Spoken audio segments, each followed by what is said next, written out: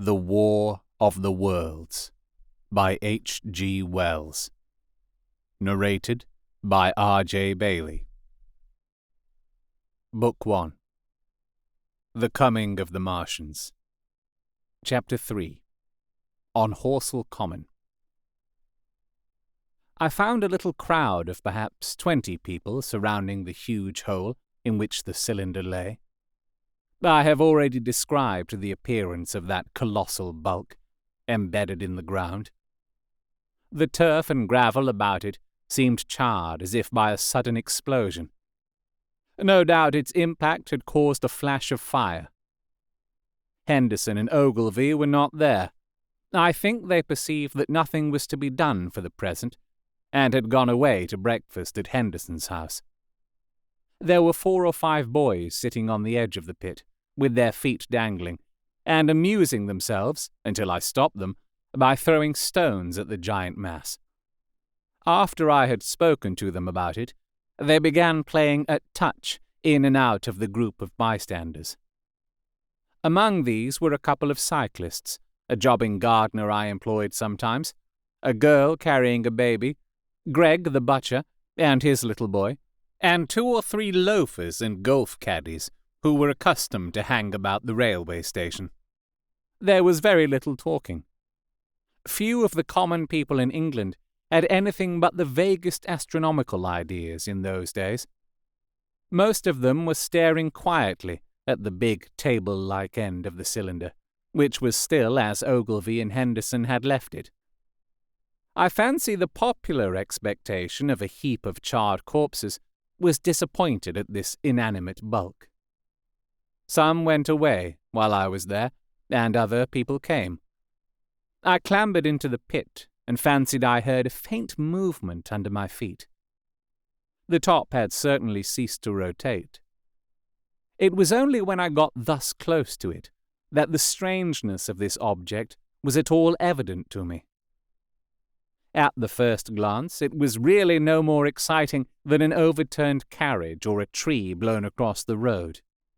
Not so much so, indeed. It looked like a rusty gas float. It required a certain amount of scientific education to perceive that the grey scale of the thing was no common oxide, that the yellowish-white metal that gleamed in the crack between the lid and the cylinder had an unfamiliar hue. Extraterrestrial had no meaning for most of the onlookers. At that time it was quite clear in my own mind that the thing had come from the planet Mars, but I judged it improbable that it contained any living creature. I thought the unscrewing might be automatic. In spite of Ogilvy, I still believed that there were men in Mars. My mind ran fancifully on the possibilities of its containing manuscript, on the difficulties in translation that might arise, whether we should find coins and models in it, and so forth. Yet it was a little too large for assurance on this idea. I felt an impatience to see it opened. About 11, as nothing seemed happening, I walked back, full of such thought, to my home in Maybury. But I found it difficult to get to work upon my abstract investigations. In the afternoon, the appearance of the common had altered very much. The early editions of the evening papers had startled London with enormous headlines. "A message received from Mars," "Remarkable story from Woking," and so forth.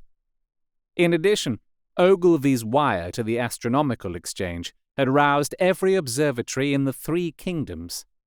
There were 6 flies or more from the Woking station standing in the road by the sand pits, a basket chaise from Chobham, and a rather lordly carriage. Besides that, there was quite a heap of bicycles. In addition, a large number of people must have walked, in spite of the heat of the day, from Woking and Chertsey, so that there was altogether quite a considerable crowd, 1 or 2 gaily dressed ladies among the others. It was glaringly hot, not a cloud in the sky nor a breath of wind, and the only shadow was that of the few scattered pine trees. The burning heather had been extinguished, But the level ground towards Ottershaw was blackened as far as one could see, and still giving off vertical streamers of smoke. An enterprising sweetstuff dealer in the Chobham Road had sent up his son with a barrowload of green apples and ginger beer. Going to the edge of the pit, I found it occupied by a group of about half a dozen men, Henderson, Ogilvy, and a tall, fair-haired man that I afterwards learned was Stent, the Astronomer Royal, with several workmen wielding spades and pickaxes. Stent was giving directions in a clear, high-pitched voice. He was standing on the cylinder, which was now evidently much cooler.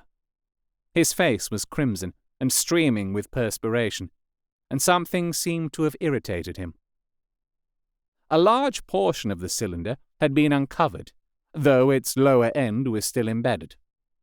As soon as Ogilvy saw me among the staring crowd on the edge of the pit, he called to me to come down, and asked me if I would mind going over to see Lord Hilton, the lord of the manor.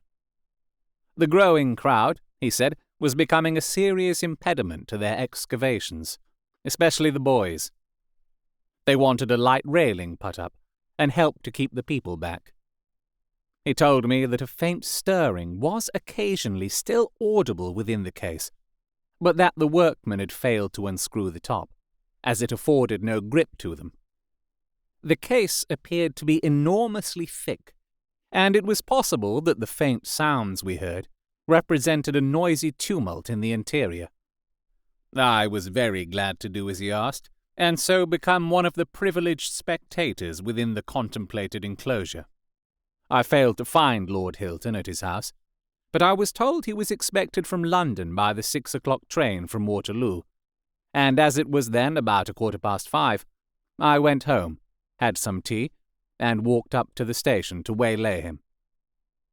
You have been listening to The War of the Worlds, written by H.G. Wells, narrated by R.J. Bayley. If you have enjoyed this recording, you can support me by getting Martian merch at fineartgeek.redbubble.com. If you're listening to this via podcast or on YouTube, you can also support me by liking, sharing, subscribing, leaving a review, and commenting where those things are applicable. You can talk to me on Twitter at RJ Bayley and at facebook.com/RJ Bayley Voice Artist. If you would like me to narrate your book, you can contact me at those places, or visit rjbayley.com. The War of the Worlds is a public domain book. However, this recording of it is copyright to me, R.J. Bayley, 2021. I hope you'll subscribe and hit the notification button for the next chapter.